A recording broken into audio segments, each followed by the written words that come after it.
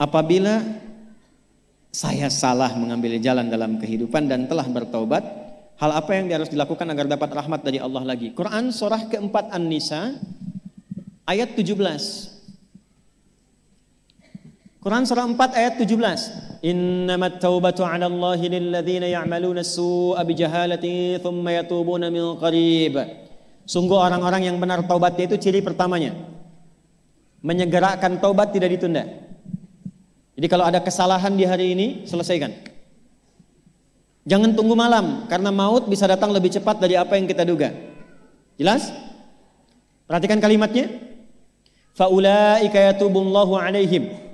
Maka orang-orang yang seperti itu akan dimudahkan oleh Allah, dituntun kembali kepada jalan yang benar. Apa lawan dari benar?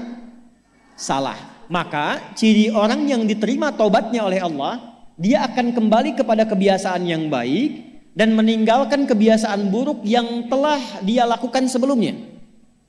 Oleh karena itulah kata para ulama, satu, kalau ada orang yang telah bertobat dan ciri taubatnya diterima, maka yang pertama kali adalah satu, dia merubah kebiasaan buruknya kepada kebiasaan baik.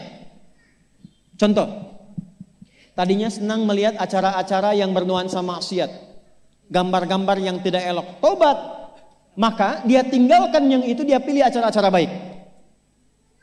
Yang kedua, tumbuh rasa tidak suka terhadap perbuatan buruk yang pernah dilakukan sebelumnya. Contoh, baru dengar saja, ini nanti ada tayangan A, dan dia pernah merasakan itu, langsung merasa gak suka. Dia pernah terjebak misalnya dalam perbuatan riba, dia keluar dari situ taubat. Baru mendengar ada perbuatan itu, ada orang mengajak berdagang dengan suasana riba, dia sudah gak suka dengan itu. Tapi dia respon dengan cara yang lembut dan baik. Itulah taubat.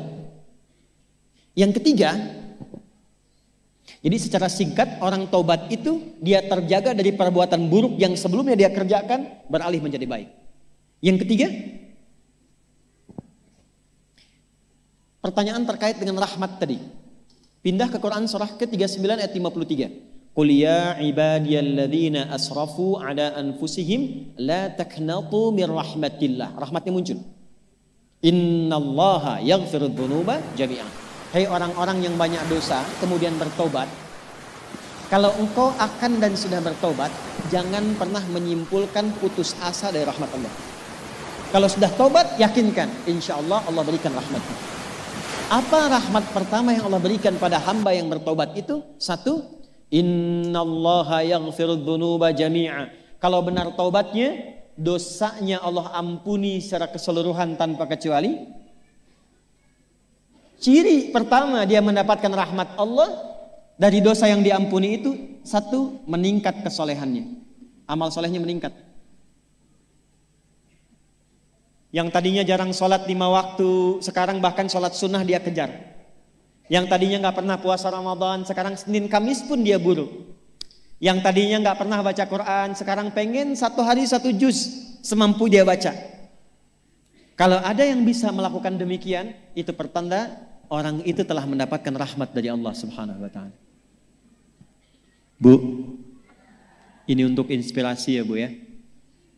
Saya rahasiakan nama, tapi saya berikan kejadiannya kepada Ibu. Ini kisah nyata, saya gak pernah cerita yang tidak nyata. Untuk saat ini, kami di Quran Bu, kita ada namanya At-Taisir Learning Center. Salah satu programnya itu menjadi ahli Quran. Dari 14.000 peserta angkatan pertama, itu ada salah satu peserta yang paling istimewa. Saya katakan paling istimewa. Maaf ya Bu, maaf ya. Maaf sekali dan maaf yang terhubung dengan taklim kita pagi hari ini. Perempuan ini terjebak di dunia malam sebelumnya. Ya, perbuatannya ya bisa tergambarkan lah oleh kita semua. Tobat. Dan bukan sekedar tobat Bu. Bukan sekedar tobat. Tapi dalam tobatnya masih ada pertanyaan, mungkin gak bisa menjadi ahli Quran? Maka saya perintahkan ke teman-teman di bidang itu, langsung bikin divisi bagian khusus, namanya PMKA. Yang tadinya perempuan malam itu menjadi perempuan ahli Quran.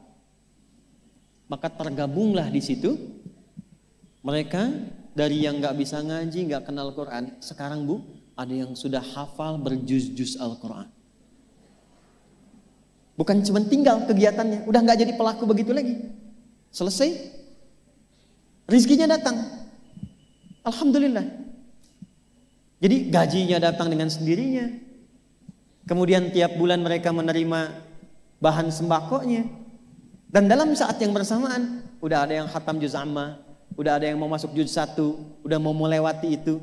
Bayangkan, berubah dari perempuan yang dipandang rendah bahkan oleh syariat, berubah menjadi perempuan yang termulia yang pernah berkehidupan di bumi, jadi ahli Quran. Kalau Allah sudah menginginkan seseorang menjadi baik, siapa yang bisa menghalanginya? Tapi persoalannya, bagaimana kita menuju Allah untuk menjadi perempuan yang baik gitu.